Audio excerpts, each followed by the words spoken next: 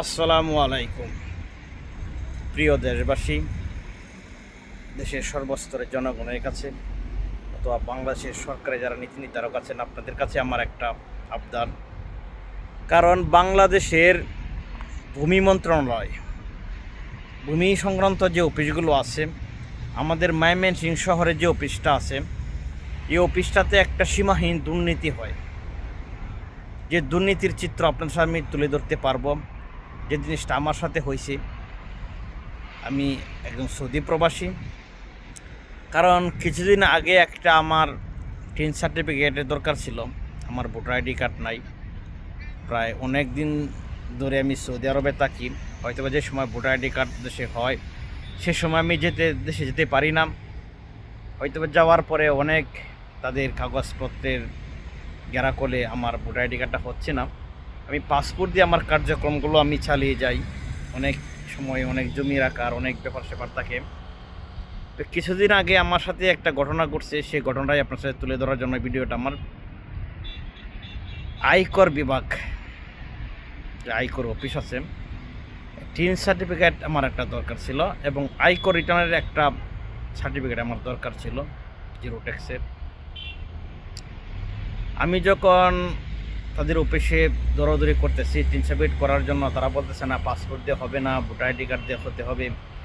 Passport আর voter ID কার্ডের কী ব্যবধানটা আমি ঠিক বুঝতে পারি না। কারণ পাসপোর্ট দিয়ে বিশ্বের সব দেশে যাওয়া যায়, অনেক কিছু কাজ করা যায়, সরকারি কাজ, যদি আপনার ভোটার আইডি কার্ড না থাকে। আর ভোটার আইডি কার্ড থাকলে পাসপোর্টের দরকার হয় না। অনেক তারা আমাকে অনেক আইন দেখালো, অনেক কিছু আমার সাথে শেয়ার করলো, জিনিসটা হইতেছে না। তারপর যখন আমি একটা অন্য পন্থায় নিলাম, তাদের কাছে আমার দরকার, জরুরি কী করবো আপনারা একটু বলে দেন। তখন তারা আমার কাছে একটা মোটা অঙ্কের ঘুষ দাবি করলো। এক পর্যায়ে আমি দিতে বাধ্য হয়েছি, কারণ ঘুষ দেওয়া নেওয়া দুর্নীতির সমান অপরাধ। তবে আমার যখন প্রবাসে থাকি, এটা কাজ আমার করতে হবে, এখন ভোটার আইডি কার্ড নাই। তখন একটা মোটা অঙ্কের ঘুষ আমার কাছে তারা দাবি করে। পরিশেষে আমি সেই ঘুষটা দেওয়ার জন্য বাধ্য হই এবং সেই ঘুষের টাকাটা আমি তাদেরকে প্রদান করি। তখন তারা একদিনের ভিতরেই আমার কাগজপত্র সব রেডি করে দেয়। তারা বলে 10 দিন, 15 দিন, 5 দিন, 3 দিন এরকম সময় লাগবে, অনেক কাজ আছে, এগুলোতে করা যায় না। পরে যখন আমি একটা মোটা অঙ্কের ঘুষ তাদেরকে দেই আমার কাজটা সহজ করার জন্য, তবে তারা 3-4 ঘন্টার ভিতরেই করে দিয়েছে। আমি আমাদের ময়মনসিংহের এমপি সাহেবকে আহ্বান জানাচ্ছি, আপনি সেই ভূমি মন্ত্রণালয় সাথে যোগাযোগ করে ময়মনসিংহের যে ভূমি অফিসটা আছে বা নেত্রকোনার ভূমি অফিস আছে, যারা টিন সার্টিফিকেট দেয়, আমরা অশিক্ষিত লোক, দেশের বাইরে থাকি, আমরা ঠিক অতটা বুঝি না। আমাদেরকে তারা অনেক পেরেশান করেন। আমাদের ওই সহজভাবে তারা কিছু একটা কাজ বুঝিয়ে দিতে চায় না।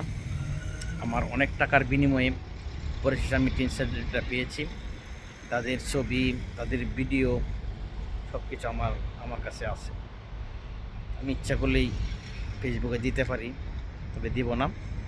তবে আমি আমার বাংলাদেশের আমার ময়মনসিংহ বিভাগের যে এমপি সাহেব আছেন, তার হস্তক্ষেপ কামনা করি।